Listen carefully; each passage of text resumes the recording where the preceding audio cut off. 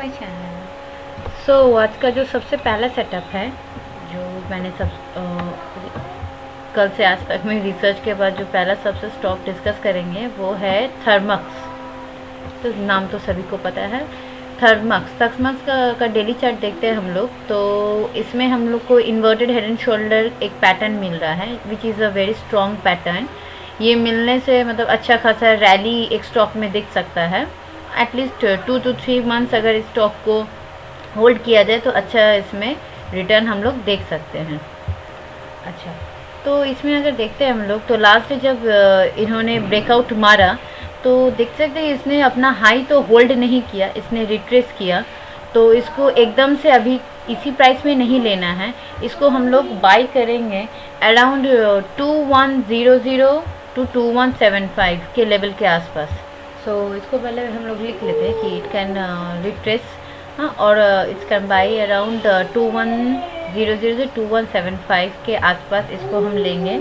और इनका जो स्टॉप लॉस रखेंगे वो भी यहाँ पे लिख लेते हैं। इनका जो स्टॉप लॉस रखेंगे वो होगा इस कैंडल के नीचे के आसपास। अब बड़ा स्टॉक है तो थोड़ा तो बड़ा स्टॉप लॉस रखना ही पड़ेगा, जो कि हो रहा है इस कैंडल का लो विच इज़ अराउंड 2003। तो यहाँ हम लोग इसका स्टॉप लॉस रख के अब इसका टारगेट देख लेते हैं। ये अगर सही से चलते बना, मतलब इसका सही एंट्री करने के बाद जब ये चलेगा, इसका देखिए एक चीज़ दिखाते हैं। जैसे कि अगर हम लोग देख सकते हैं यहाँ पे इसका जो डेप्थ है, कोई भी स्टॉक का अगर डेप्थ से ब्रेकआउट मारता है ना, बहुत अच्छा रिटर्न मिल सकता है उसमें। तो इनका जो डेप्थ है हम लोग उसको पहले चेक कर लेते हैं। इनका जो डेप्थ है, कितने पॉइंट्स का डेप्थ है, यहाँ से है ऑलमोस्ट 520 पॉइंट्स का आसपास के डेप्थ है। और इनका जो ब्रेकआउट लेवल है वो यहाँ पे हम लोग लिख लेते हैं। इनका जो ब्रेकआउट लेवल है वो है 2168, ठीक है, ये है ब्रेकआउट लेवल। अब इनका जो टारगेट है इसको हम लोग कैलकुलेट करेंगे इनके ब्रेकआउट लेवल के साथ और इनका जो डेप्थ है, जो डेप्थ पॉइंट है। तो इनका ब्रेकआउट लेवल है 2168 प्लस कितना पॉइंट्स है, 520 नियर 520 अगर पकड़ते हैं तो अप्रॉक्सीमेट हम लोग का जो टारगेट निकल रहा है वो है 2688। टारगेट 2688 बहुत है यहाँ से।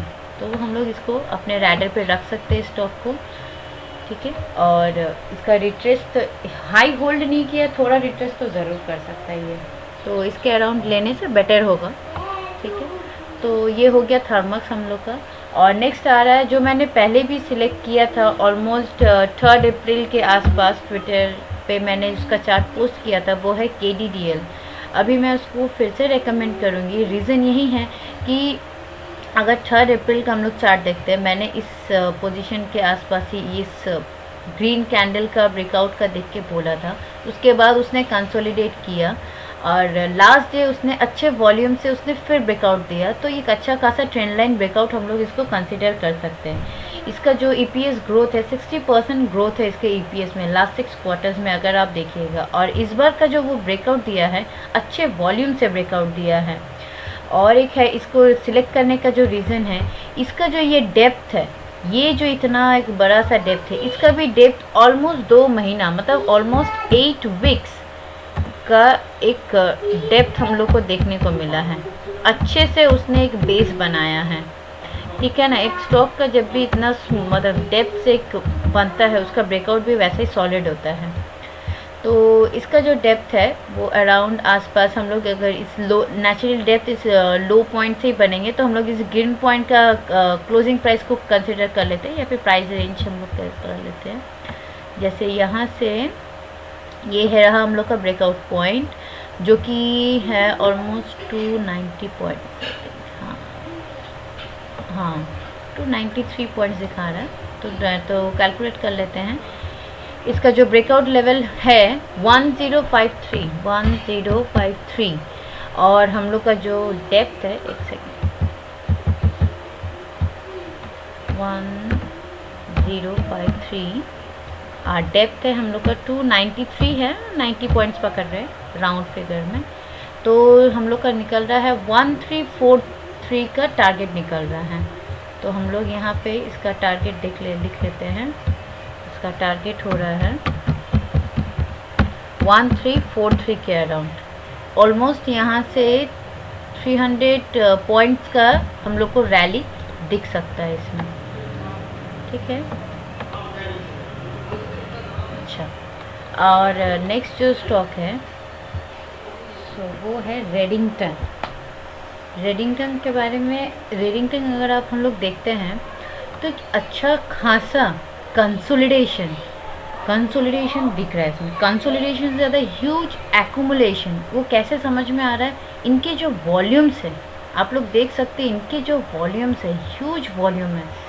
मतलब इससे समझ में आ रहा है कि वी कैन एक्सपेक्ट दैट कि इस बार ये 180 का जो 180 के यहाँ पे जो बार बार रिजेक्शन खाता है, इस बार वो ये लेवल ज़रूर तोड़ेगा।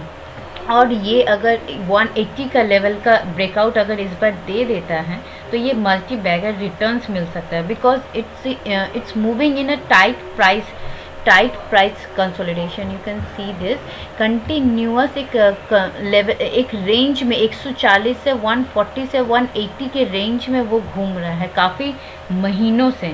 तो 180 का इसका ब्रेकआउट लेवल हम पकड़ के चल सकते हैं। एंट्री का बात अगर कर सकते हैं तो एंट्री अभी भी हो सकता है, बिकॉज इसका कंपनी में कोई इश्यूज़ नहीं है, ऑलमोस्ट डेट फ्री कंपनी है, तो इनके फंडामेंटल्स भी काफ़ी अच्छे हैं।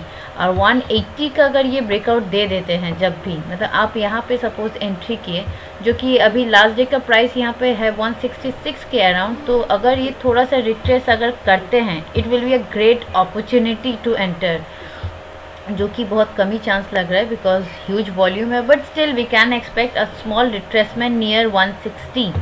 तो अगर हमें एंट्री करना होता है तो हम लोग को 160 के आसपास अगर एंट्री मिलता है तो it will be a great opportunity to add this stock.